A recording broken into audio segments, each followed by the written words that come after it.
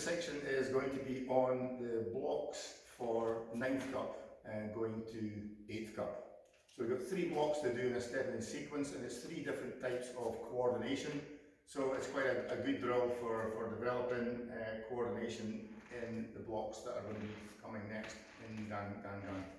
So the first block that we're doing is one that was done at 10th Kup, and it's going to be in the pattern Chunji, and it's in our forearm block, where you're blocking with the thumb side of the arm, and then when you to form the block, you're just going to cross the arms naturally in front.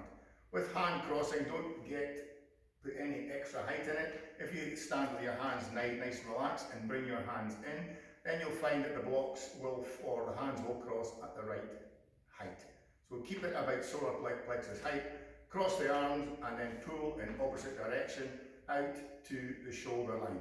So that is the hand action for one. Left hand and right hand. So it's not a bad idea to practice these first on the spot, and that way you get used to the different actions and reactions of the hand.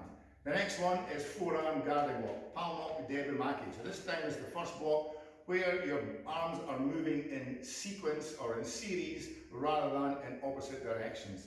So from here to prepare, you bring the hands behind. So it looks like the opposite hand, the left hand, is coming very close to the right shoulder.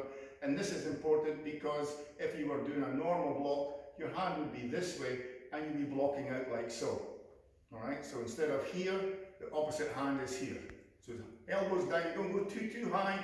Again, it's a case of lift the hands up. They're slightly higher than shoulder width, but we shouldn't be putting any stress on the shoulders itself. So from here, with both hands swung to the rear, both arms will now go in sequence this way or in series, and they move this way. This block will be, or this hand will be pretty much the same as a normal outward block, but it's the other hand that's slightly different. And if I change position here, you can see this is the way it comes round in an arc. So when both hands are here, they are both moving in this position to here. The finished position is going to be the elbow is always naturally below the shoulder, so we just raise the hand up and we bring this across to here. The finished position here is your wrist joint. It's going to be across in front of the solar plexus, about 3 centimeters gap from here, or even parallel to the body, and the opposite hand is middle, so it's going to be shoulder height. This elbow will be directly below the shoulders. So you can see roughly 2 parallel lines between the 2 forearms. So that's blocking action number 2. This was number 1, this is number 2. The next one is going to be a neuromaki, inward block, and this is where the hands are working in opposite directions, but in an inward way as opposed to an outward way. So from here, we have our opposite hand will go out, the blocking hand will come up. And it's best to perhaps in the early stages to over-exaggerate this movement here. So we lift up, and then we are pulling.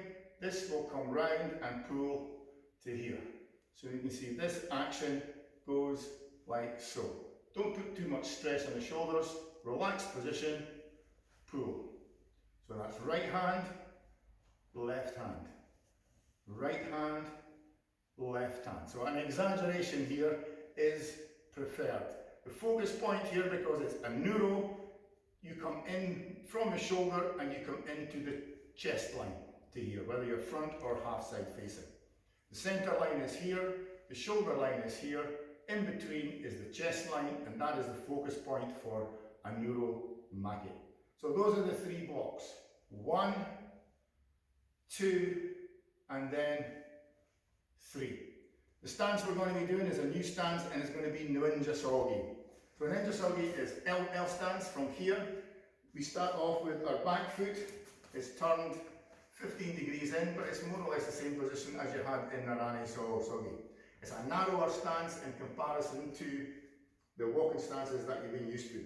If I put my heel on the red-blue line, my opposite foot, the big toe, will then match it on the line. So you can see the toe and the heel are in line, and first of all, both your toes need to be turned in.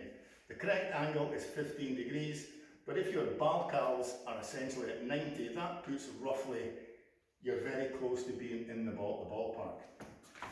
The back knee here, in walking stance, you always had this forward-looking position, although the feet are, weight is 50-50, but when you're performing walking and walking stance and L stance, and you'll see this when you do Chon-Chon-Ji, when you move to L stance, you should see a distinct change in the body position. If I make the same block here, you can see it's quite a forward-looking or forward motion strong stance, a positive stance, but when I go into L stance, you can see this is more of a defensive looking stance. So that's the picture that you should get, and that is mainly due to the position of the rear knee. The rear knee must be vertically over the toes, and then you should have a straight line between the inside of the knee and the outside of the hip. The front knee, if you draw a vertical line and put a cross behind the heel, that's where that foot, that knee shoe should go. It should not be going over here, alrighty? It is going to be back there. So if there's any knee spring to be done, it should be done with the rear leg, and you can see this knee hinges very similar to if you were doing a squat. If you do a squat badly, you put your knees this way. If you do an L stance badly, the knees go this way. It should be dominant. This is the dominant leg or the lead leg. So this is the technique you're going to be, the stance you're going to be doing the blocks in a forearm lock, palm Devimaki, and then we're going to have a Nurumaki. So let's practice. So from here, we're in stance. Our first action is to relax and get energized. So we bring our hands from the fixed position, we relax, we turn the hip, boom, and then we block to here. Heels in line with the toe, back knee out. And when we go forward, we need to energize the legs and relax the hands. This hip has to turn first, in more motion. So we're coming from here, one, we turn, boom, and then we come round, turn, boom, and then we come back. Then we step backwards. When you step backwards in L stance, lift and pivot. This should always be pivoting with the ball of the foot. So when we pivot, we relax the hands, we relax the body, the legs are energized, we turn the hip, and one, and two, and three. So we'll go forward again. So I'm Palomaki, and we go. Knee spring, 1, 2, 3. Then go backwards, and 1, and 2, and 3. Now we go into Devimaki. So from here, same thing, we relax, we want a nice swing backward, the hip leading, and then the hip comes back.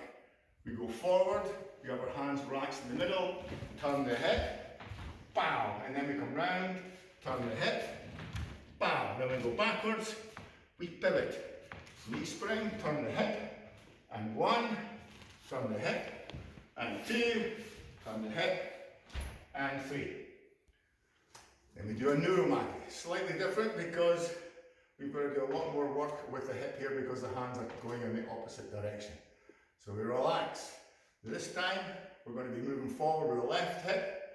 We prepare with the right hands, and we have to raise the left hand up to here. So it's not as such a natural movement as the other blocks. It's going a little bit of contra twist first. So from here, 1 and bow. So this is where it's better with an exaggeration. So when you go forward, exaggerate this hand as you come through. From here, 1, boom, and then come through. 2, bow. Then we go backwards. Start the technique from the soles of the feet. 1, and bow. 1, and 2, and 3. From there.